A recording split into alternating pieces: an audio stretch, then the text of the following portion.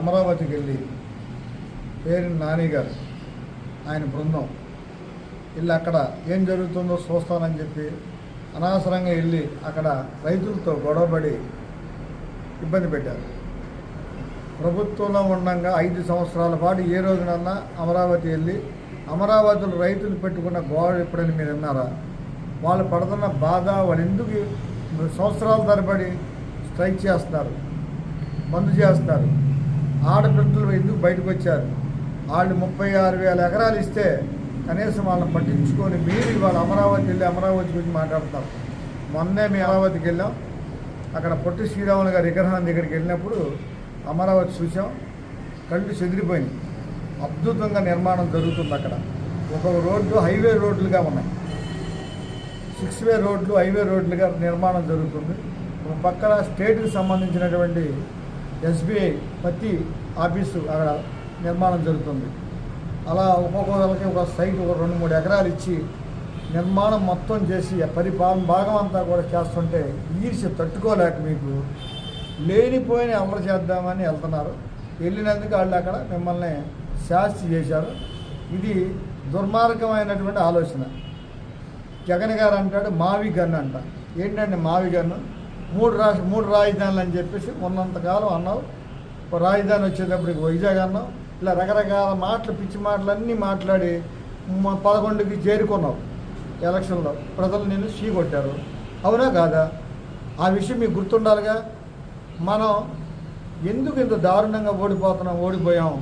దీనికి కారణం ఏంటి? సరి చేసుకుంటాం మానేసి ఇవాళ జనసేన పార్టీని, మా నాయకుడిని కులాల మధ్యన రెచ్చగొడుతున్నారు. పార్టీ మధ్యన, ప్రాంతాల మధ్యన ఎడదీయాలని చూస్తున్నారు. ఇవాళ ఎలా ఉన్నారు జనాలు మీరు అర్థం చేసుకోవాలి. మీకు, నాకు, అందరికంటే కూడా ప్రజలు చాలా తెలివిగా ఉన్నారు. మొన్న ఓటేసేటప్పుడు మీకు తెలుసా మీకు ఇంత దారుణంగా ఓడిపోతారని? ప్రజలు ఏం చేయాలో ఆలోచించుకొని మీ నువ్వు వెళ్ళినా అలాగే మీకేనా అన్నారు, మేము వెళ్ళినా మాకే అన్నారు. కానీ వాళ్ళు చేయాలని చేశారు. ఆ యొక్క పరిస్థితిని అర్థం చేసుకుని రాజకీయం చేయాలి. మీరు ఎన్నాళ్ళు అనుభవం ఉన్న వాళ్ళు, 30 ఏళ్ళ అనుభవం ఉంది. మా నాన్న దగ్గర రాజకీయ నాయకులు, మా పేరు నాని గారు కూడా 3 తరాల నుంచి మేమే రాజకీయ నాయకులు అనుకుంటున్నారు. ఎందుకు ఓడిపోయారు మీరు? కారణం ఏంటి అసలు? ఇదే మనుషులకి రాజకీయాలు మీరు వచ్చినా మేము వచ్చినా ప్రజలకు సేవ చేయాలని వచ్చాం. చేతనైతే సేవ చేయటం. ప్రభుత్వం తప్పు చేస్తే విమర్శించండి, నాయకులు విమర్శించండి, ప్రభుత్వం విమర్శించండి, యంత్రాంగాన్ని విమర్శించండి. బూతులేంటి, చరిత్రలేంటి, భార్య బిడ్డలు ఏం చేశారు? నాయకులు పర్సనల్ మాట్లాడుతున్నారు. కొంత ఎస్సీ నాయకుల్ని పట్టుకుని వాళ్ళందరినీ పోగేసి వాళ్ళతో తిట్టిస్తున్నారు, వాళ్ళతో బూతులు తిట్టిస్తున్నారు. ఆవిడ ఎవడో అంటుంది బొచ్చు, ఎంటికలు ఇవన్నీ అంటుంది. ఇది పద్ధత? ఈ మాటలు మాట్లాడచ్చా? మాట అంటంలో తప్పు లేదు. అలాంటిది ఇలాంటి బూతులు, పచ్చి బూతుల ఆయన పరువు తీసేస్తున్నారు కొంతమంది, కానీ అందరూ కాదు. కానీ చాలా బాగా పద్ధతిగా మాట్లాడతాం అనేది చాలా మాట్లాడండి, తప్పులేదు. విమర్శించండి, ప్రభుత్వాన్ని విమర్శించండి, పవన్ కళ్యాణ్ గారిని విమర్శించండి, చంద్రబాబు నాయుడు గారిని విమర్శించండి. వాళ్ళు పనిచేసే విధానాన్ని విమర్శిస్తారు. పర్సనల్గా మాట్లాడితే మేము మాట్లాడచ్చు, మిమ్మల్ని పర్సనల్గా ఏదో ఒకటి పెట్టేసి మాట్లాడచ్చు. కానీ మీరు మమ్మల్ని అంటాం, మమ్మల్ని మీరు అంటాం, ఇది అవసరం లేదు. వచ్చింది మీరైనా మేమైనా ప్రజలకు సేవ చేయడానికి, ప్రజలకు సేవ చేయడమే ఆలోచించుకోవాలి. ఓడిపోయారు, సేవ చేసి మంచి పేరు తెచ్చుకోండి. కాపు కులాన్ని మేము కాపులందరినీ ఏకం చేసేసి మేమేదో జనసేన పార్టీని, జనసేన నాయకుల్ని విమర్శిద్దాం అనుకున్నా ఇది మంచి పద్ధతి కాదు. ఎవరు తిట్టితే వాళ్ళే జీవితంలో ఎందుకు పనికి రాకుండా అయిపోతారు. కనుక పద్ధతిగా మాట్లాడండి, మేము కూడా పద్ధతిగా మాట్లాడతాం. మీరు నోరు అదుపులో లేకపోతే మేము నోరు అదుపులో పెట్టుకుని మాట్లాడాలని నిర్ణయించుకున్నాం.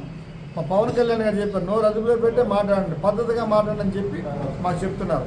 కనుక మీరు ఈ పద్ధతి మార్చుకోండి. చంద్రబాబు నాయుడు గారి వయసు అంతా, ఆయన పట్టుకు పచ్చకాయలు వచ్చినాయని ఆయన ఇష్టానుసారంగా మాట్లాడుతున్నాం. అది పద్ధత అని అడుగుతున్నాం. అడిగే విధానం ఇదా? ఒక మహిళ అయ్యుండి సిగ్గు జ్వరం లేకుండా ఇష్టానుసారంగా మాట్లాడుతున్నారు. మాట్లాడొచ్చాలా? ఒక ఉప ముఖ్యమంత్రి పట్టుకుని అరే పవన్ కళ్యాణ్ గారు, ఇదా లాంగ్వేజ్? మేము రోజునన్నా అరే అని మాట్లాడామా? ఎవరినన్నా ఒక్కరిని మాట్లాడామా? ఎందుకంటే మాట్లాడకూడదు కూడా. ఎందుకంటే జగన్ గారు ఉన్నాడు, ఆయన కొన్ని లక్షల కోట్ల మంది అభిమానులు ఉంటారు వాళ్ళ ఫ్యామిలీకి.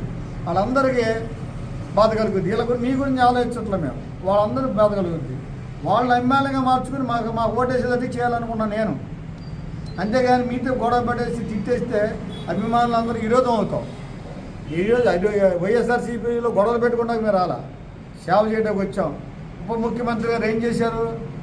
మీ పంచాయతీలు దగ్గర 13,326 పంచాయతీలు ఉంటే దానిలో నాకు తెలిసి 80% వైసీపీ పంచాయతీలే. కానీ వాళ్ళందరికీ కూడా సాయం చేశాడు ఆయన. అది పరిపాలన అంటే. ఆయన చూసి నేర్చుకోండి. ఈర్ష్యద్దు, ఈర్ష్య వచ్చే రావచ్చు, కంట్రోల్ చేసుకుని పద్ధతిగా మాట్లాడుతూ నేర్చుకోండి. అంతే తప్ప ఇష్టానుసారంగా మాట్లాడితే మేము మాట్లాడకూడదు అనుకున్నాం. కనుక వైసీపీ నాయకులు ఇక్కడ ఉన్న పేరు నాని గారు కూడా నేర్చుకోవాలి. ఎందుకు అని గుడివాడ వెళ్తే గొడవ, తెలంగాణ వెళ్తే ఎందుకు గొడవ అవుతుంది మీకు? రైతుల దగ్గరికి వెళ్తే అమరావతిలో ఎందుకు గొడవ అవుతుంది? మచిలీపట్నంలో ఎందుకు? ఎప్పుడన్నా మీ దగ్గరికి ఎవరన్నా మాట్లాడదా వచ్చేవాళ్ళ? నాకు తెలిసి 25 ఏళ్ళు పేరుని కృష్ణమూర్తి గారి దగ్గర 30 ఏళ్ళ మాట నాకు తెలుసు.